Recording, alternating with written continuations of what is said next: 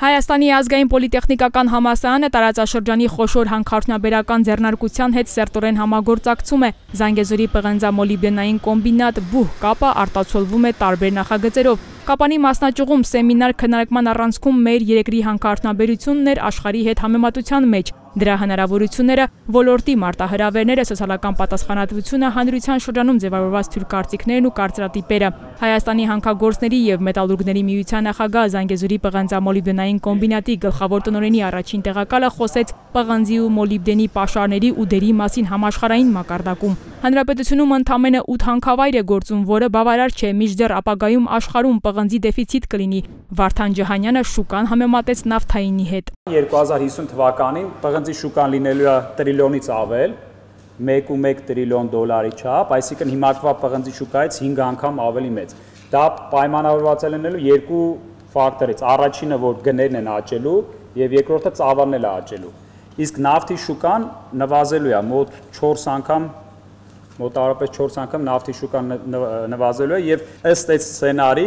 մոտ 25 տարի հետո պղինձը ավելի կարևոր դեր է ունենալու եւ ավելի մեծ դեր է ունենալու համաշխարհային տնտեսության մեջ, քան նավթին է։ Այսօր, երբ աշխարհում կայուն զարգացման սկզբունքները դառնում են ազգային եւ միջազգային օրակարգերի առանցքային բաղադրիչ, հանքարդյունաբերական ոլորտը կանգնած է պահանջի առաջ հանդես գալ ոչ միայն որպես տնտեսական շարժիչ, այլ որպես բնապահպանական եւ սոցիալական պատասխանատու գործունեության օրինակ։ Սեմինարն ընթացավ ակտիվ հարց ու պատասխանով, դասախոսներն ու ուսանողները հուզող հարցերը ուղղեցին ոլորտի փորձառուներին։ Վարդան Ջհանյանը փաստերով հակադարձեց հանրության շրջանում տարածված կարծրատիպերին։ Օրինակ, այն տեսակետը, թե Արտվանիկի պոչամբարը աշխարհում ծավալով ամենամեծն է, չի համապատասխանում իրականությանը։ Աշխարհում 100 անգամ ավելի մեծերը կան։ Իսկ այն, որ հանքարդյունաբերությունն այսօր Հայաստանի ՀՆԱ-ի աճն է ապահովում եւ մուլտիպլիկացիոն ազդեցություն ունի, փաստ է, նշեց տնօրենի տեղակալը։ Վերջինս ընդգծեց նաեւ ռոյալթիների դերը։ Այսինքն ընդերքի օգտագործման վճարը, որը մնացած օրինակ կազմակերպություններ չունեն, որովհետև իրանք ընդերք չեն շահագործում, եւ դա արդարացի է, ուղղակի նաեւ երբ որ դա պետք է օբյեկտիվորեն հասկանալ, երբ որ շատ մարդիկ, որ ոլորտին ծանոթ չեն, ասում են գալիս է բիզնեսը, մեր հանքը շահագործում է, բայց պետության բան չէ, իրականում ինքը կրկնակի երակի ավելի շատ հարկ է դրա համար վճարում եւ ավելի ռիսկեր է իր վրա վերցնում, այսինքն այդ մասով արդարացի է եւ այն, որ շատ է վճարվում եւ այն, որ բիզնեսը շահույթ էլ պետք է ունենա, որովհետեւ ինքը ռիսկերը ամբողջովին իր վրա վերցնում, իսկ ռիսկերը շատ են մեր ոլորտի, դա մի քիչ ուրիշ թեմա է։ Հանքարդյունաբերությունը հնարավորություն է, ընդգծեց կոմբինատի կայուն զարգացման գծով տնօրեն Արմեն Ստեփանյանը։ Այն, որ Զանգեզուրի պղնձամոլիբդենային կոմբինատը վերջին 4 տարում վճարած հարկերով առաջատար է, փաստում են թվերը։ Ձեռնարկությունը թափանցիկ եւ հաշվետու է աշխատում, ինչը պետք է օրինակ լինի խոշոր ընկերությունների համար, մինչդեռ հակառակն է։ Միայն 2023-ից 24-ին շուրջ 17 միլիոն դոլարի ներդրում է կատարել կոմբինատը սոցիալական ոլորտում, 35%-ը Կապանում, 28-ը Քաջարանում, 24-ը հանրապետական մակարդակում, 13-ը մարզի այլ համայնքներում։ Կապանի օդանավակայանի վերագործարկումը թիվ 1 հարկատուի սոցիալական պատասխանատվության լավագույն նախագծերից է, շեշտեց Արմեն Ստեփանյանը։ Պես նշեց պարոն Ջանյանը, եթե Զանգեզուրը այսօր դա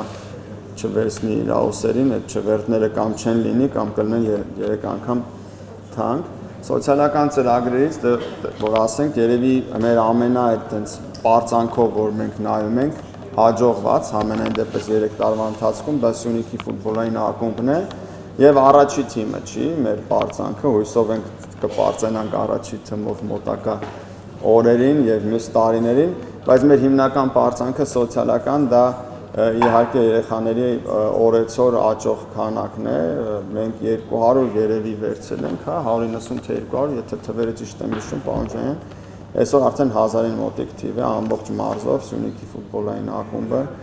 Արմեն Ստեփանյանը ներկայացրեց նաև վերջին տարիներին իրականացված բնապահպանական աշխատանքի անվտանգության կոմբինատի տեխնիկական վերազինման ծրագրերը, Պոնչամբարում տեղադրված առաջատար մետեոկայանից փոշու կառավարման թնդանոթներից մինչև Պոնչամբարի ռեկուլտիվացիա։ Ցավով պետք է ասենք, որ Արտվանիկի նման կարևորություն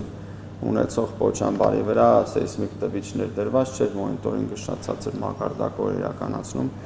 Այսօր կարող ենք պատվով ասել, որ դա այլևս պատմություն է։ այսօր ամենաժամանակակից սարքավորումներն են այնտեղ տեղադրված։ Ընդհանրապես ինչ հարցունաբերությունը, ինչ տիպի ժամանակակից տեխնոլոգիաներ են օգտագործում այնտեղ, միշտ լսել եմ, որ բարդա, վատա, ցեխ, փոշի եւ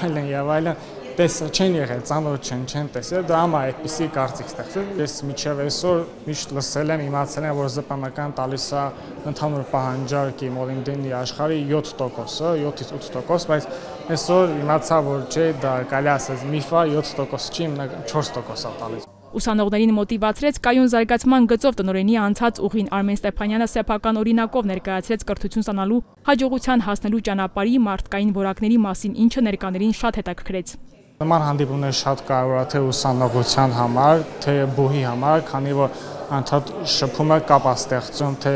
աշխատատեղի, աշխատաշուկայի, ԶՊՄԿ եւ ուսանողության համար։ Նախ ծանոթանում ենք կարևոր կադրերի հետ, մարդկանց հետ, ովքեր ունեն փորձ եւ կիսվում են իրենց փորձով, տալիս են մեզ հնարավորություն, որպեսզի իմանանք, թե ինչպես պետք է դրսևորենք մեզ, ինչ պետք է սովորել ավելի շատ, ինչի վրա պետք է կենտրոնանալ։ Ոլորտի վերաբերյալ հանրության պատկերացումների մասին ուսանողների հետ խոսեց կայուն զարգացման գծով տնօրենի տեղակալ Աննա Սաղաբալյանը, շեշտելով մեր օրերի հանքարդյունաբերությունը բոլորովին այլ է ու առաջադեմ բոլոր առումներով, սկսած աշխատանքի անվտանգությունից։